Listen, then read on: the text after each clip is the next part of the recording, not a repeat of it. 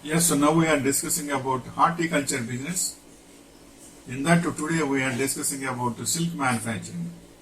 Silk manufacturing, extracting raw silks starts by cultivating the silkworms on mulberry leaves. Once the worms start pupating in their cocoons, these are dissolved in boiling water in order for individual long fibers to be extracted and fed in the spinning reel. And next point is raw materials.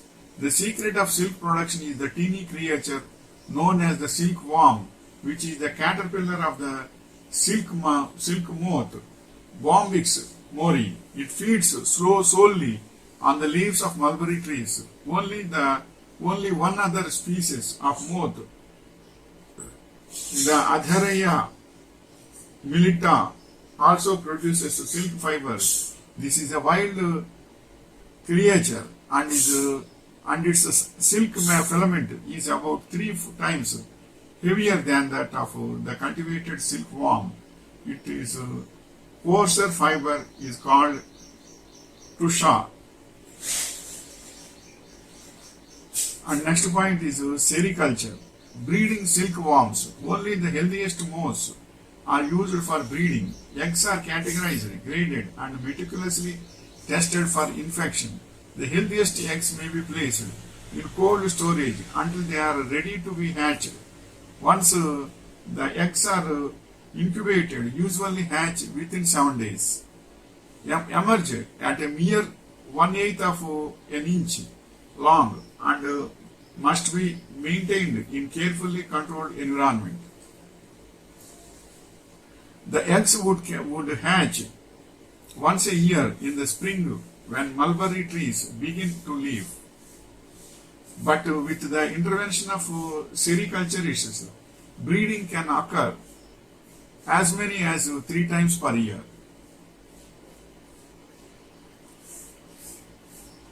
Feeding the larva. Silkworms feed only on the leaves of the mulberry tree. The mulberry leaves are finely chopped and fed into the various voracious silkworms every few hours for 20 to 35 days. During this period, the worms increase in size to about 3.5 inches. They also shed their skin or molt 4 times and change color from grey to pinkish color. And next point is spinning the cocoon. When the silkworm starts to fidget and toss its head back and forth, it is preparing to spin its cocoon. The caterpillar attaches itself to either a twig or a rack for support. As the worm twists its head, it spins double strand of fiber in figure 8 pattern and constructs a symmetrical wall around itself. The filament is secreted for each of 2 glands called the spinneret located under the jaws of the silkworm. The insoluble protein-like fiber is called fibroin. And next point is stowing the chrysalis.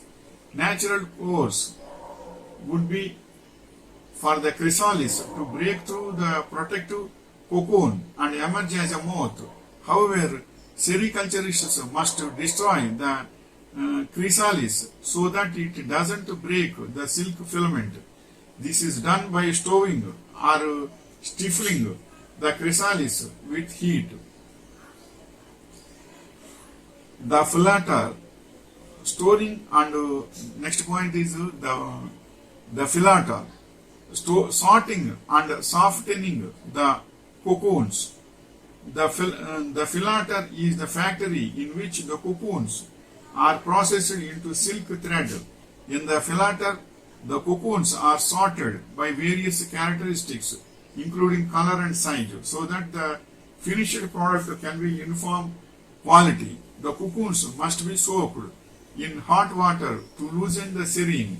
sericin. Although the silk is about 20% sericin, only 1% is removed at this stage. This way, the gum facilitates the following stage, in which the filaments are combined to form silk thread or yarn. And next point is reeling the filament. Reeling may be achieved manually or automatically. The cocoon is brushed to locate the end of the fiber. It is threaded through a porcelain eyelet, and the fiber is reeled onto a wheel. Meanwhile, diligent operators check for flaws in the filaments as they are being reeled.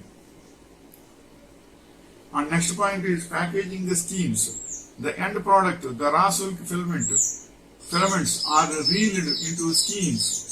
These skeins are packed into bundles weighing 5 to 10 pounds called books. The books are further packaged into the bales of 133 pounds and transported to manufacturing centers. Forming silk yarn. Silk thread, also called yarn, is formed by throwing or twisting the reeled silk. First, the skeins of raw silk are categorized by color, size and quantity. Next, they are soaked in warm water mixed with oil or soap to soften the sericin. The silk is then dried. And the next point is degumming thrown yarn. To achieve the distinctive softness and shine of silk, the remaining sericin must be removed from the yarn by soaking it in warm soapy water. Degumming decreases the weight of the yarn by as much as 25%.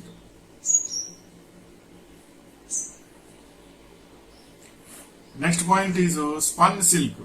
The leftover silk may include the brushed ends or broken cocoons. This shorter staple silk may be used for spinning silk in a manner of fabrics like cotton and linen. The quality of spun silk is slightly inferior to reeled silk in that it is a bit weaker and it tends to become fuzzy. The waste material from the spun silk can also be used for making waste silk or silk noil. This coarse material is commonly used for draperies and upholstery. Next point is the future. Silk spun and the silkworm starts out as a liquid secretion.